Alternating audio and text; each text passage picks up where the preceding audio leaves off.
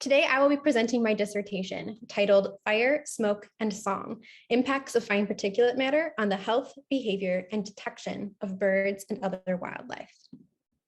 I will provide some introductory comments, just setting the stage for my research, and then I'll provide a quick overview of each of the 4 chapters included in my dissertation, part 1, 2, 3, and 4. Each of these chapters constitutes a standalone study, and I will end with some concluding remarks. So, as we know, animals face myriad threats, including habitat loss from urbanization and climate change, invasive species, overexploitation, and human-wildlife conflict. Air pollution is also a known risk to wildlife, but air quality is often overlooked in conservation biology and wildlife management. I am interested in thinking more about how air pollution impacts birds and other wildlife. And in particular, I'm interested in fine particulate matter, or PM2.5. PM2.5 includes all suspended liquid and solid particles that are less than 2.5 microns in diameter. So this is the really tiny stuff in the air that's smaller than the width of a human hair and can become deeply embedded in the respiratory system. There are biogenic sources of PM2.5, such as windblown dust, as well as anthropogenic sources, such as vehicle exhaust. But no matter where it comes from, PM2.5 is bad for our health. PM2.5 has been linked to cardiovascular and respiratory disease, as well as premature mortality. In fact, previous research has suggested that PM2.5 has been responsible for 4.2 million premature deaths every year. Because PM2.5 is a pollutant of global concern, there are actually a lot of resources available to quantify exposure, including measurements from ground-based monitors and satellite instruments and estimates from air quality models. So we have a lot of sources of data available to study the impacts of this pollutant on birds and other wildlife as well.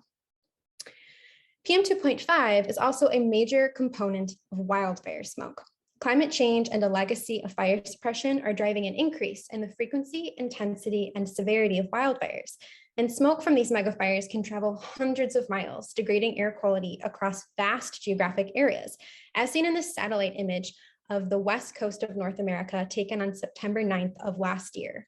In 2020, much of the Pacific Northwest experienced this massive smoke event, and you can see just how detrimental it was to air quality for hundreds of miles off the coast of North America, as smoke from fires in British Columbia, the Pacific Northwest, and Northern California blew far out to sea. And just a few days later, this smoke switched directions, and much of the US saw its air quality decline as a result of these fires. Although we can see smoke from space, we experience smoke at the Earth's surface, and the views from ground level are no less dramatic. These photos of Lake Union were taken in downtown Seattle before and during a smoke pollution episode in 2018. Wildlife are also impacted by wildfire smoke, as seen in these snapshots of wildlife taken by our team's camera traps deployed in eastern Washington state. Now, wildlife that live in fire-prone areas have adapted traits that allow them to detect, escape, and avoid fire. And many species also rely on habitats and resources created by wildfires, such as burned trees.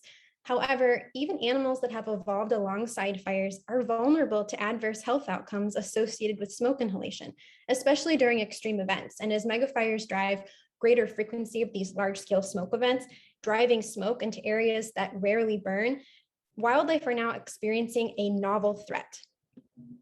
So to protect wildlife under future climate change scenarios, I think it's important that we start to consider the impacts of wildfire smoke on animals. So to help guide future study and conservation actions as part of my dissertation, I led a comprehensive literature review to identify and synthesize research to date on the effects of wildfire smoke on the health and behavior of wildlife. And this literature review really sets the stage for subsequent chapters of my PhD. In this review, we started by executing a systematic search for literature using Web of Science, a commonly used global citation database. This flowchart outlines the methods we used, beginning with a simple keyword search and ending with a full text review of 71 papers. We sorted these relevant papers into experiments using animal models, studies of wildlife species, and case studies from veterinary medicine. And while we focused our review on those studies of wildlife species, we also incorporated knowledge gained from air pollution toxicology and veterinary medicine, because those findings are valuable in helping us understand how birds and other animals exposed to smoke might respond. Despite this wide, comprehensive search, we actually only found 41 studies on the effects of wildfire smoke on the health and behavior of wildlife, which is really not very many. This bar plot shows the distribution of those papers broken down by taxa and research approach, specifically whether animals were exposed to smoke in a controlled setting, shown in purple, or their natural habitat, shown in orange. We found only a few studies that looked at the impacts of wildfire smoke on the health or behavior of wild, free-living birds, and none on amphibians. So you're already starting to see some of these major knowledge gaps.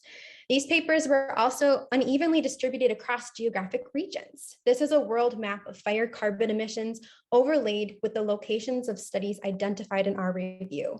Studies in which animals were exposed to smoke in a controlled setting are shown in dark blue as dark blue circles, and those light blue triangles mark the locations of studies in which animals were exposed to smoke during wildfires or prescribed burns. We found that in many places prone to fire, little to no research has been conducted on the effects of wildfire smoke on the health and behavior of wildlife. However, even though research is limited, we are seeing some clear evidence that animals are vulnerable to acute and chronic health outcomes as a result of smoke inhalation. One big thing that can happen to animals when exposed to smoke from fires is carbon monoxide poisoning, which can result in mortality. Animals that are exposed to smoke can also suffer thermal and chemical damage to their lung tissue, which causes respiratory distress.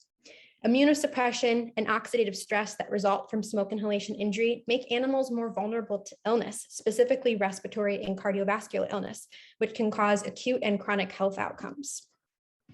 Now, of all the taxa that could be exposed to wildfire smoke, I'm most worried about birds because birds are especially vulnerable to air pollution. They respire more efficiently than other air-breathing animals, including humans. And what this really means is that they're able to extract more oxygen per unit volume of air inhaled than we do.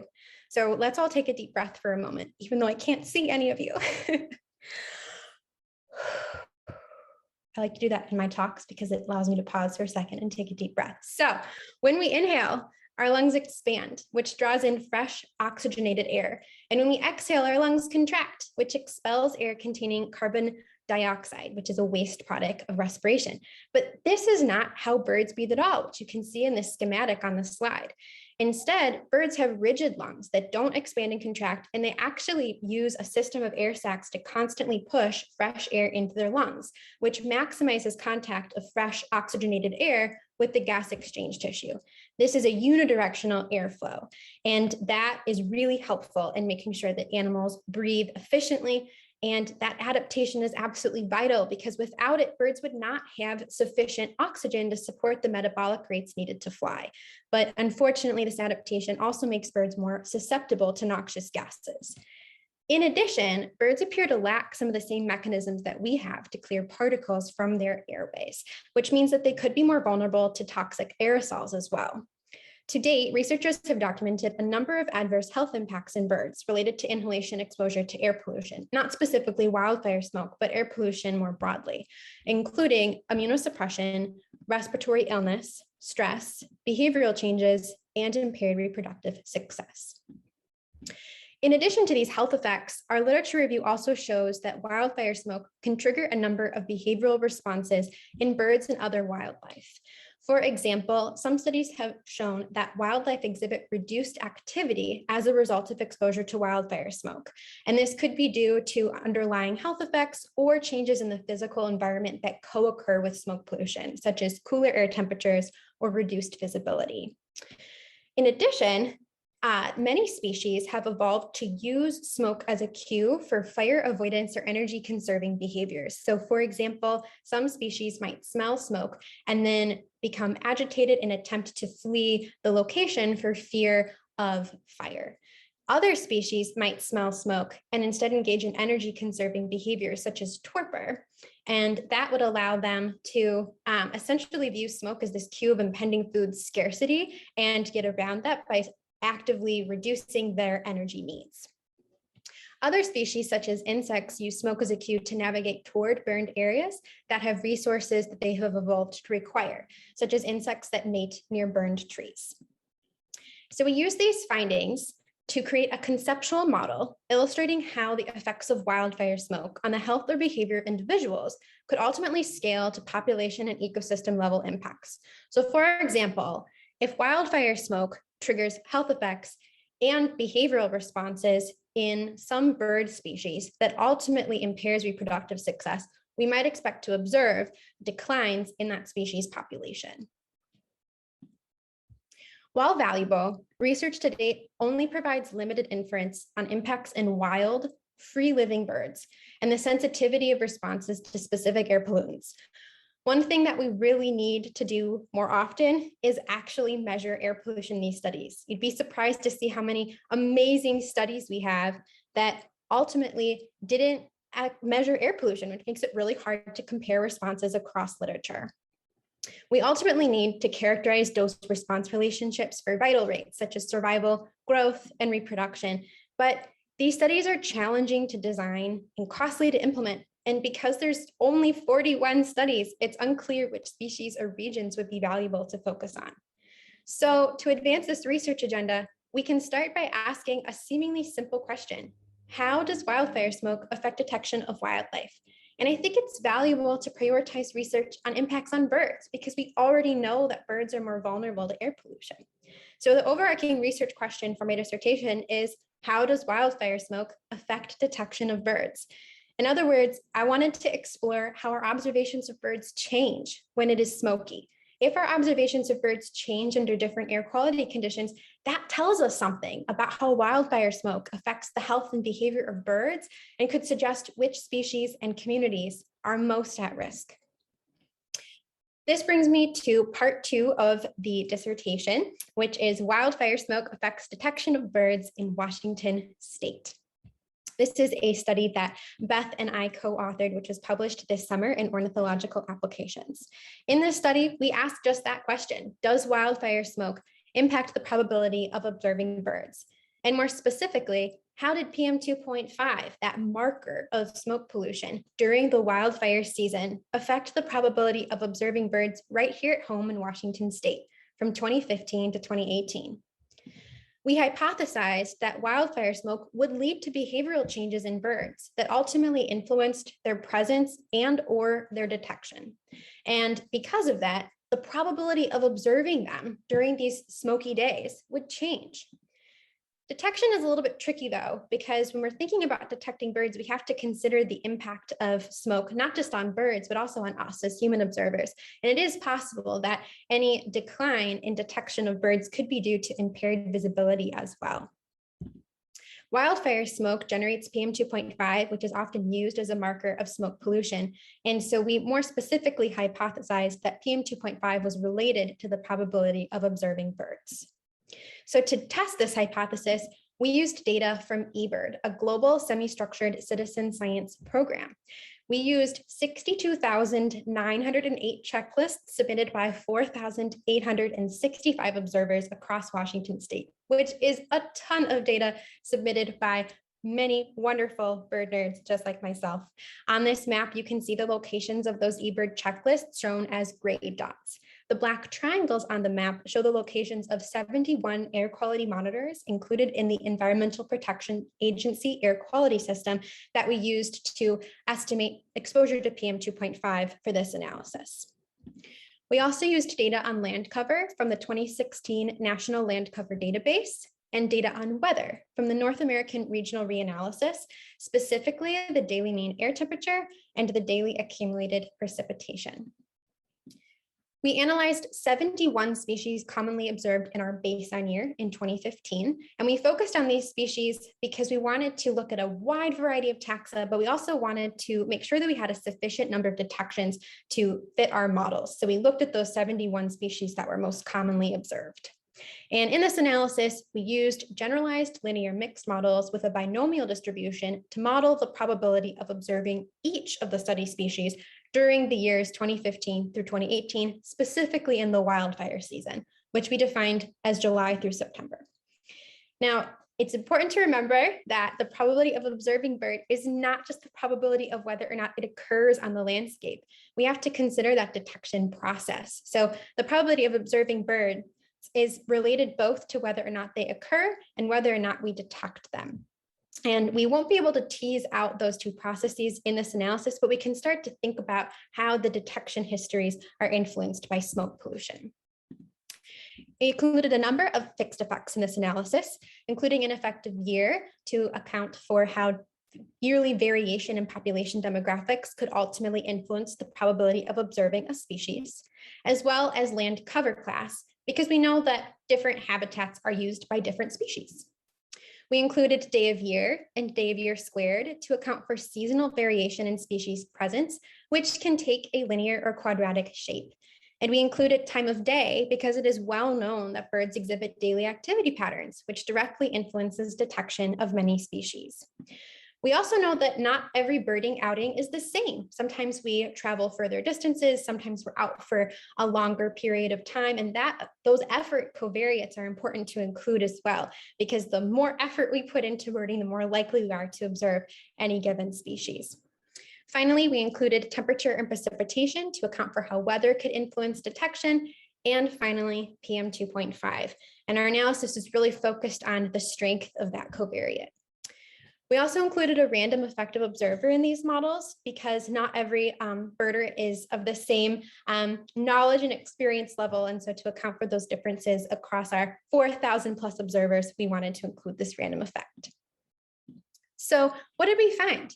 Well, we found that PM 2.5 influenced the probability of observing 37% of study species, including raptors, water birds, and songbirds, so a diverse assortment of taxa. And furthermore, this relationship was negative for 16 species and positive for 10. And we don't believe that that could be explained by impacts on human observers alone. Wildfire smoke could impair a birder's observational skills by making them feel sick or limiting visibility, but we can think of no reason why a birder would be better at birding when it's smoky. Therefore, if the probability of observing birds is only driven by changes in observer ability, we would not expect to find a positive effect of PM 2.5 on detection for any species. But we did. We actually found that some species might be more readily detected as the concentration of PM 2.5 increases. And we believe this suggests that at least some species must exhibit behavioral changes during smoke events that make them easier to detect or move into areas that are smoky.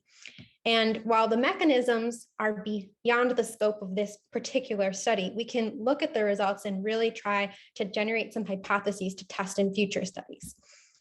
This is a plot showing the predicted probability of observing the 10 species for which PM 2.5 had a positive effect on detection.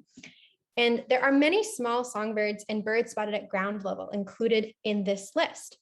And one idea that we have is that these smaller songbirds that are typically observed at the upper branches of trees might have been forced to forage closer to the ground where they were more easily detected by human observers. And it's also possible that with hazy skies and limited visibility, birders might have unintentionally focused more intently on observing species commonly observed near the ground, such as towhees and quail. Therefore, these species were more readily observed in smoky conditions. This plot shows the predicted probability of observing birds with the daily mean concentration of PM 2.5 for those 16 species where detection was negatively related to smoke.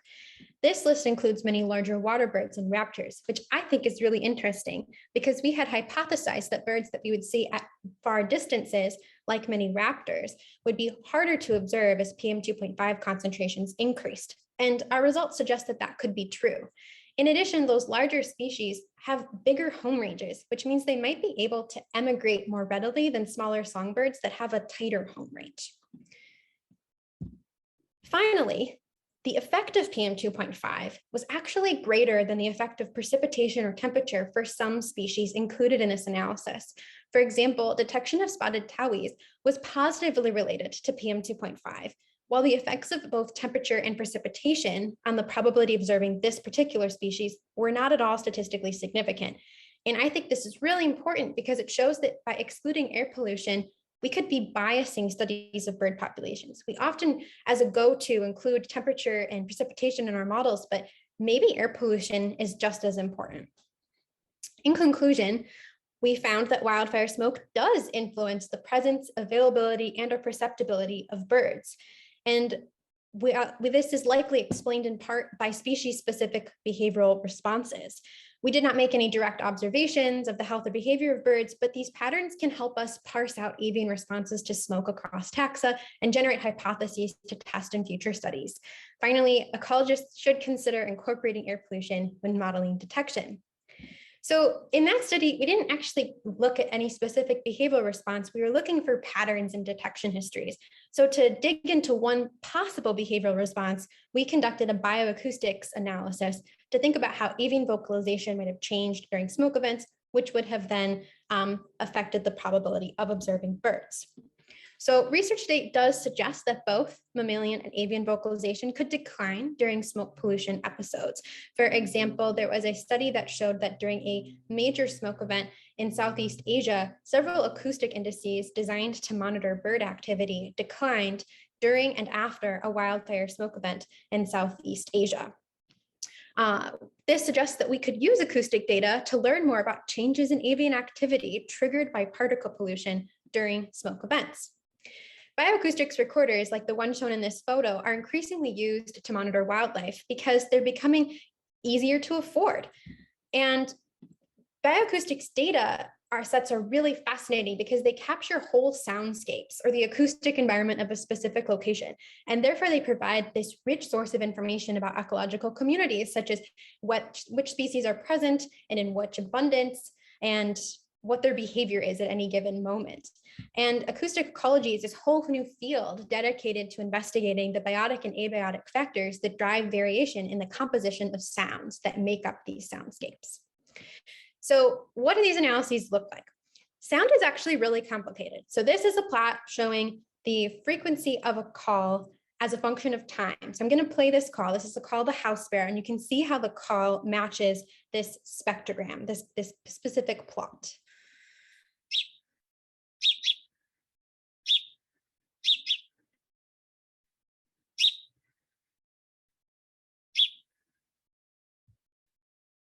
So this is a very simple call and a very simple spectrogram. And in reality, soundscapes are much more complicated than this. This is just one bird. If we have lots of bird calling and background noise and cars and people, suddenly these plots can get really, really messy. So because these spectrograms are really this simple, lots of indexes have been developed to evaluate specific features of soundscapes that relate to wildlife activity. And all these indexes are based on the spectrogram. So we go out in the field, we collect audio data, we feed that into the computer spits out a spectrogram, and then from the spectrogram, we can do all these computations that tell us something about wildlife. So for example, the normalized difference soundscape index provides this ratio of non-human to anthropogenic activity. And the acoustic diversity index was developed specifically to monitor species biodiversity. It's based off the Shannon's diversity index. The acoustic complexity index is an excellent proxy for avian vocalization, and the bioacoustic index has been correlated with bird abundance. So these four indexes are examples of the kinds of information, the kinds of metrics we can use to monitor wildlife based only on audio recordings. So for this study, we wanted to know how smoke pollution influenced bird vocalization and other features of the acoustic environment. And more specifically, we wanted to test whether PM2.5, again used as a marker of wildfire smoke, influenced those four indexes: the normalized difference soundscape index, the acoustic diversity index, the acoustic complexity index, and the bioacoustic index during the 2019 wildfire season in rural areas in Eastern Washington, which is where the Washington Predator Prey Project, which is a project that many of my lab mates are working on, is based. So in this analysis, we hypothesized that wildfire smoke would lead to a decline in bird vocalization, possibly due to underlying health effects, possibly due to those changes in the physical environment, like limited visibility or cooler air temperatures. And in turn, that would depress these acoustic indices. So again, we're testing for that relationship between PM2.5 and the values of these acoustic indices. In this study, we collected bioacoustics data as part of the Washington Predator Prey Project, and recorders, specifically AudioMoth, which are a type of low-cost audio recorder, were deployed at 87 monitoring sites in these two study areas shown in the map at left in the summer of 2019. and they were programmed to capture the dawn chorus, which we defined as the 2 hours before and after sunrise.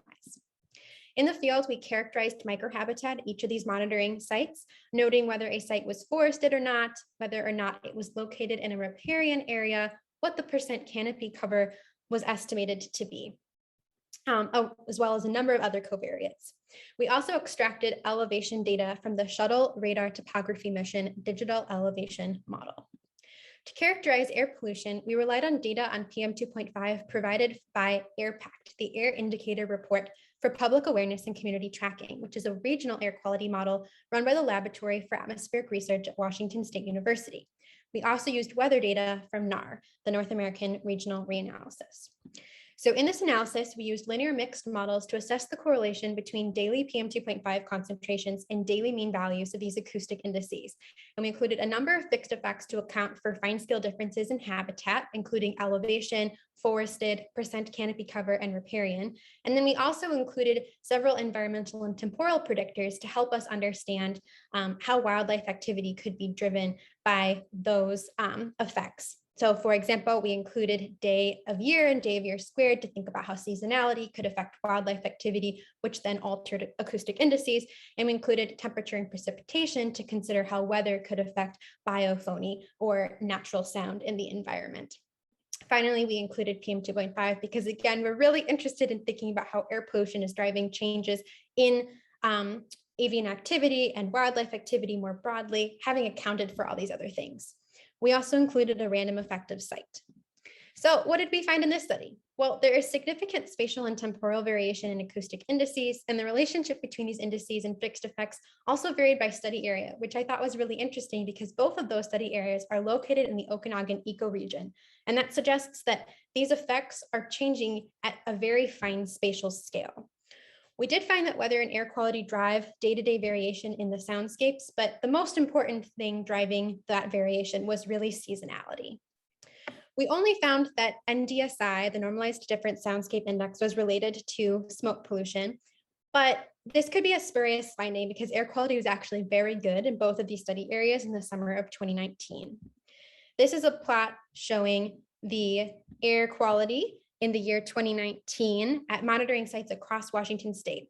We're plotting the daily mean concentration of PM 2.5 by day. And you can see that for the most part, we didn't see any massive smoke events. On the other hand, this is what 2020 looked like. You can see this massive spike in late September. And this is what the data looked like for that picture I showed at the start of the talk using satellite imagery.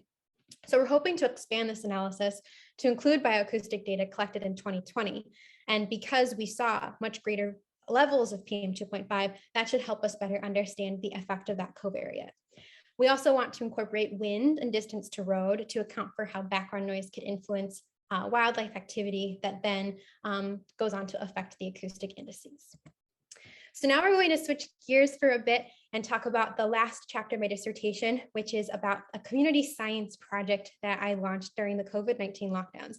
And we're still going to talk about air pollution, but we're going to talk about PM 2.5 in an entirely different context, which is urban air pollution as opposed to wildfire smoke. So we know that urbanization transforms the environment. We see an increase in the percent impervious surface, in light pollution, noise pollution, and air pollution along the rural to urban gradient. It's a little bit more complicated than that, but that's the gist. And it's sometimes hard to tease out exactly what component of the urban environment is impacting birds because light, noise, and air pollution can be quite correlated. But during the COVID-19 pandemic, lockdowns presented an opportunity to really dig into this because rapid changes in human behavior in cities affected some of these variables, but not all of them, which gave us a chance to tease out how different aspects of urbanization influence birds.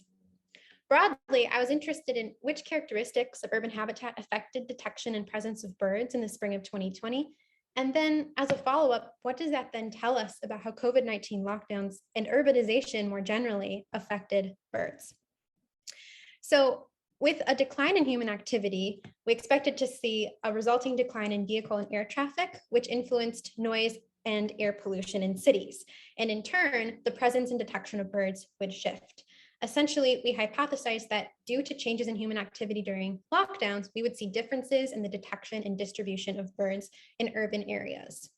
Human activity could also have a direct effect on these parameters simply by changing how birds interact with people in cities. So to answer this question, I launched the UW Lockdown Birding Study, which was a data collection blitz that took place in the spring of 2020. We invited volunteers to help us monitor birds in the Pacific Northwest between April and June. And specifically, we asked folks to submit complete stationary 10-minute point counts to eBird. So folks would go out and conduct their survey, they document their observations in an eBird checklist, and they would submit the checklist to that platform. And that's how we access their data. We asked folks to the best of their ability, conduct the survey on a weekly basis beginning April 1st and ending on June 30th. And shockingly, 900 people, more than 900 people enrolled in this program, which is a lot of people. So I know there are a lot of volunteers on this call today. Thank you so much for your help with this project. I really appreciate it. Our goals for this project were to collect data on birds along the urban to rural gradient and explore how bird distributions relate to static and dynamic components of urban habitat. So not just what is always the case, like whether or not a place is paved or not, but what might have been changing during lockdowns. We expected that this would help us generate hypotheses about which birds may have been most affected by changes in human activity during lockdowns. But I also really wanted to engage members of the public in scientific research and get folks excited about birding, because that's what brings me a lot of joy. So in this project, we focused on micropolitan and metropolitan areas in Washington and Oregon, because that was where the majority of volunteers were surveying birds. And our final data set includes 6,640 eBird checklists at 429 monitoring sites from 376 observers in Washington, Oregon, and the locations of those monitoring sites are shown on this map. That is a lot of people putting in a lot of hard work. Together, our volunteers contributed hundreds of hours of their time and observed 193 species. So again, thank you for your help with this project. We also invited volunteers to participate in an online questionnaire, which allowed us to collect additional data that we wouldn't have been able to get otherwise from publicly available data sets. For example, we asked folks whether or not they had seed or suet feeders, hummingbird feeders, or bird baths available to birds. And we received 284 responses to this questionnaire. In addition, we used data on land cover from the National Land Cover Database. We categorized monitoring sites into one of three groups: high developed, low developed, or natural areas. And we also pulled data on the percent canopy cover at each site. We used data from the North American Regional Reanalysis to assess weather during each of the surveys. Specifically, we pulled data on daily mean air temperature, daily accumulated precipitation. And then we also looked at air quality. We pulled data from ground-based monitors included in the EPA's air quality system, and we looked at the daily mean concentration of PM 2.5 during surveys.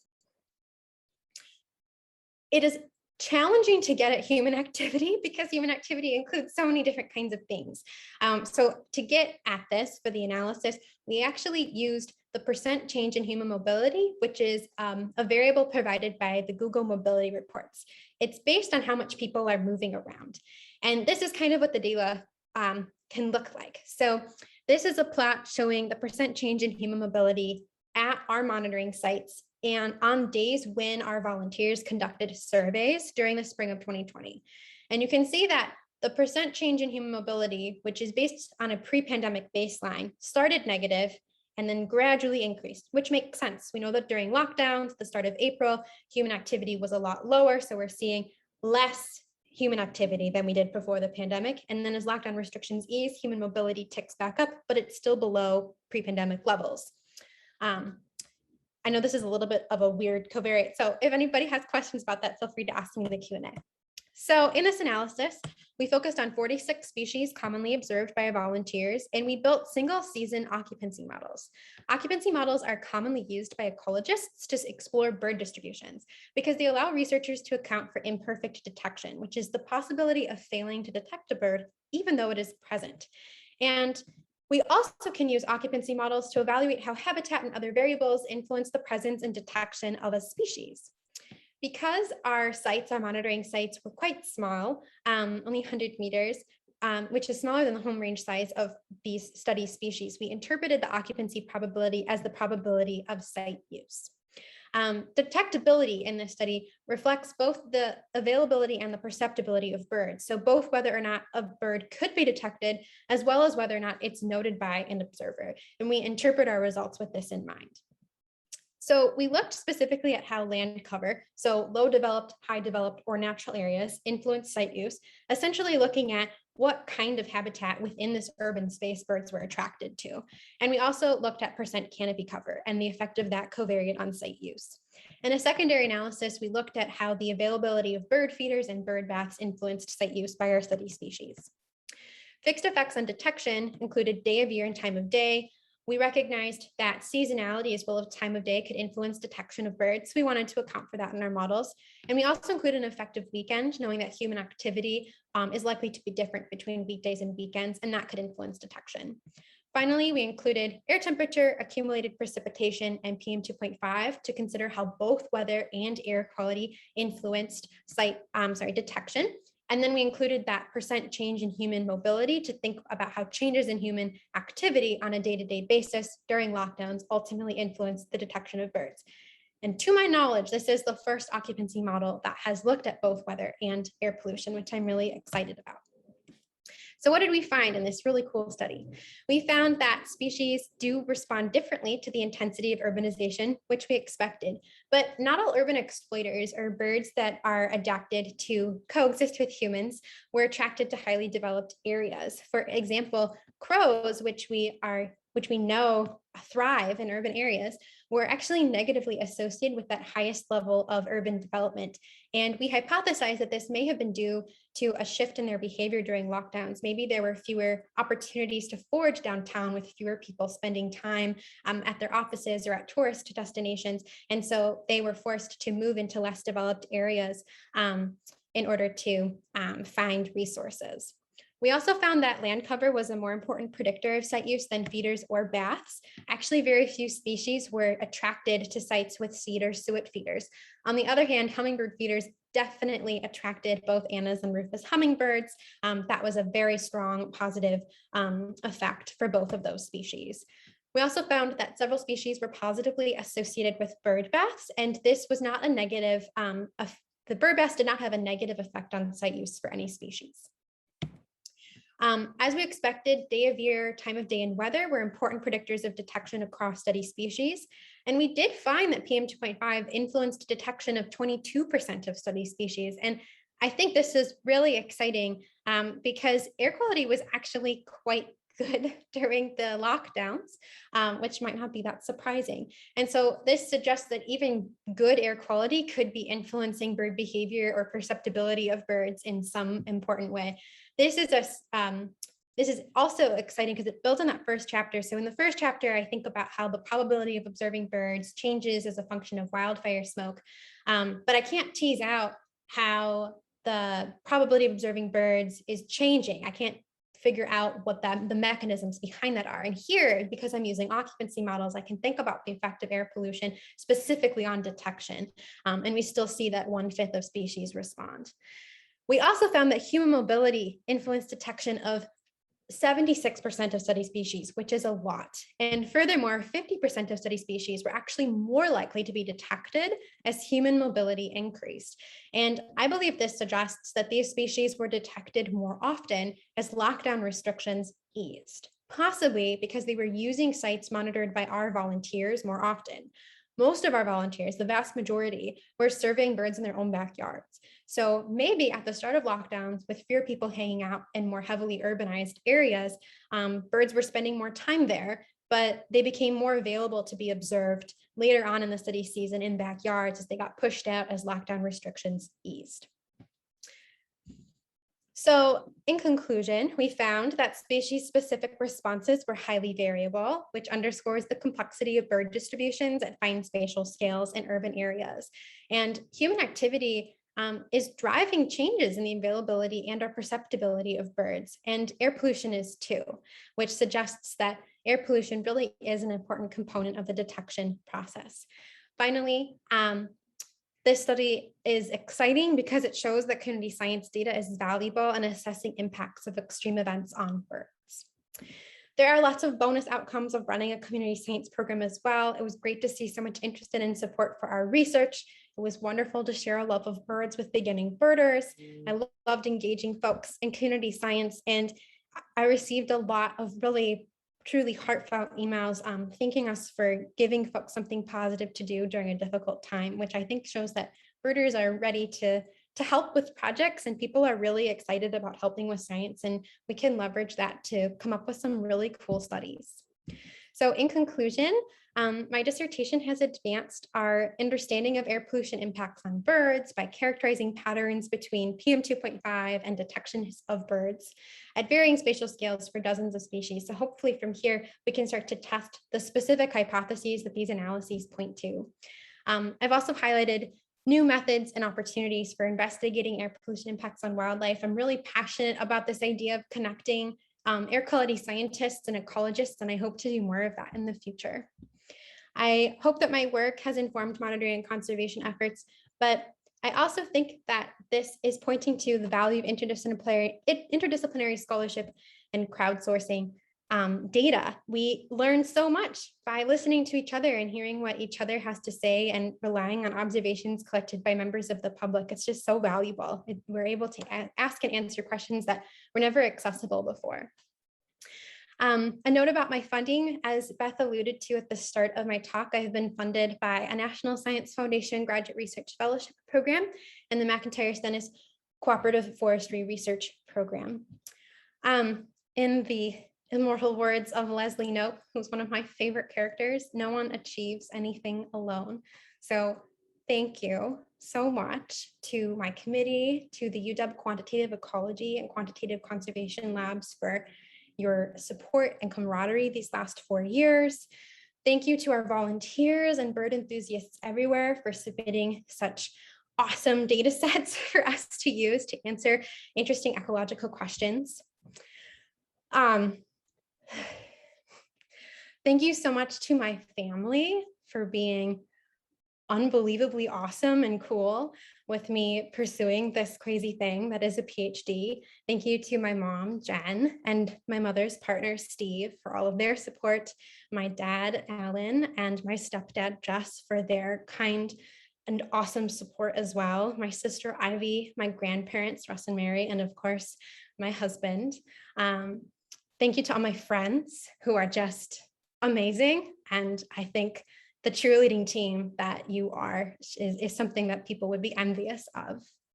And finally, I just want to dedicate this dissertation to my cousins, Anna and Julia Stevens, whose curiosity, creativity, and kindness provide this eternal source of joy and inspiration for me. To you and all the other young girls and women who love school like I do and feel put down or counted out for daring to dream big, I offer this. Ignore the naysayers because they do not know you and their words do not determine your potential. And with that, I would like to take any questions.